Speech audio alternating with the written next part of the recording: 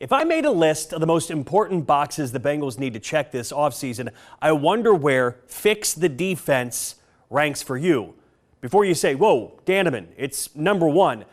Remember, the Jamar Chase and T. Higgins contracts are also very high on that list. There is a new defensive coordinator in Cincinnati, Al Golden, a former college head coach, a former assistant coach of the Bengals Super Bowl team, and most recently, the defensive coordinator at Notre Dame. In this episode, our one-on-one conversation with Al Golden on his return to Cincinnati and fixing the Bengals defense.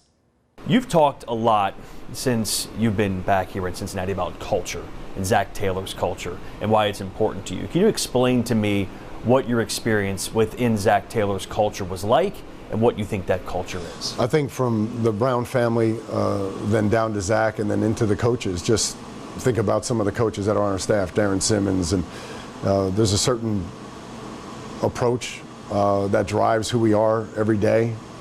It's pretty simple to understand it if you're here, and I think that's what makes it unique. You know, there's certain individuals that we're looking for, I think, that embody who we are, and I think probably nothing represents that better than just the way Joe operates on a daily basis. And I was here for 2 years to witness that and to see the respect that he garners from the locker room. And so that's what we're trying to do. We're trying to fit in pieces that match, you know, that mentality and that mantra. One of the words you used a lot during your press conference was empower. What do you mean by empowering your players as a defensive coordinator? Well, I think it's really important that they own it. At the end of the day, you know, I can make a specific call, but if the offense gets into this formation or they go empty or we need a certain adjustment, they have to do it on the grass. So ultimately, that's how you become really, really good. And some people are like, hey, that's a really good call. Well, I didn't call that. They got us into that based on, you know, their film study and based on understanding the nuances of the defense. So as quickly as we can take them through that process to get to the point where they feel really confident in the adjustments that are required to deny the offense what they're looking for, I think the better that will be. And it also has to do with the culture, it has to do with the concepts. Let's all buy in this together. Let's empower you guys to have a notion, have an idea of who we want to be and what we want to be and what we ultimately want to look like on film. That's what our DNA is. So they have a big say in that.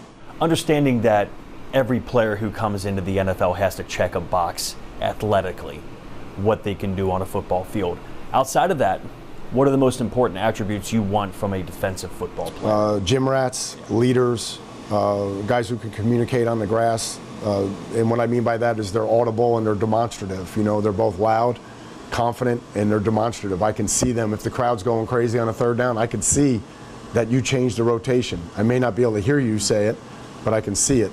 But the more guys that we get that are passionate about football, that are inquisitive, that are asking questions, and it's our job as coaches to give them the why, you know, not just tell them how, but to show them why we're doing something and how it's going to benefit us. And ultimately, our job as coaches is to take these guys from, you know, on this journey from the head to the heart. And if they can understand the concepts here and then own it here, then I know they're going to play fast and play with incredible energy on game day. So football IQ to you is paramount. Really big, really big. Just, again, it just means that you love the game, that I'm sitting across from you at the combine and you're asking questions about our defense, and you know, they're just not store-bought answers. It's not just fed to you by someone, but you're grinding on it. You're riffing. You're asking these questions that are phenomenal based on where the conversation's going, and you want to learn how to solve a certain issue, or hey, how come you guys don't, you know, hold the seam here on this, or what makes you play that way? I think all of those things are awesome, because ultimately, the more guys that you have that love football, that are passionate about football, the more guys that ultimately are gonna want to take this thing over and take us in the right direction. Been a lot of questions about the differences of coaching in college and now coaching in the NFL. You've done both, and I would argue it's blurred now more than ever, being a college coach and an NFL coach, but development at college is such a big deal when you get young players, develop them into great players.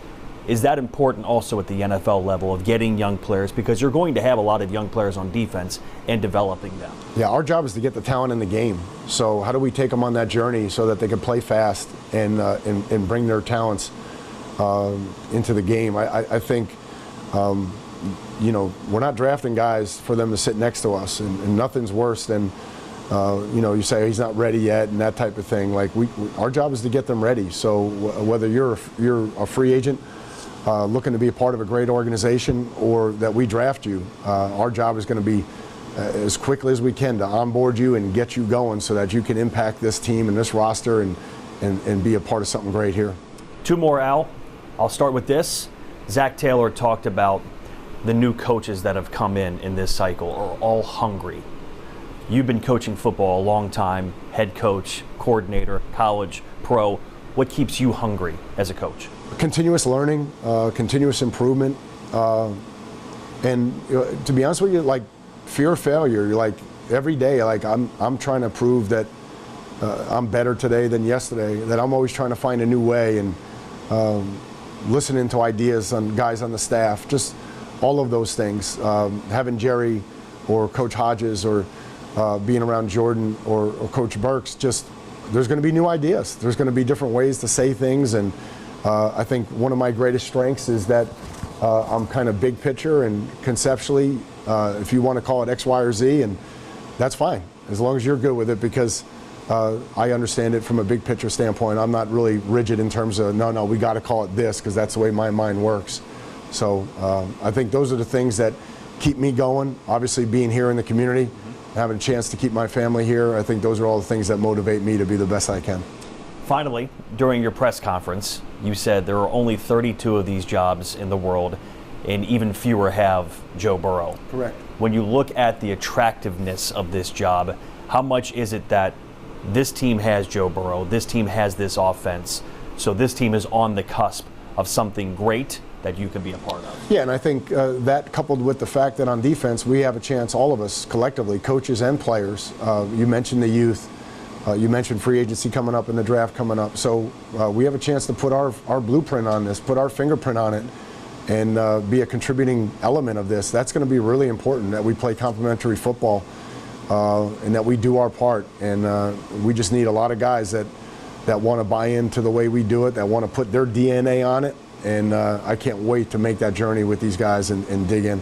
Al Golden said when he took the job and made the drive back to Cincinnati to start work, once he saw Paycor Stadium, he said he felt home. It's a big job, we know it. Finding a way to make the Bengals defense that'll be loaded with young players and draft picks to be good enough to help the Bengals return to the postseason.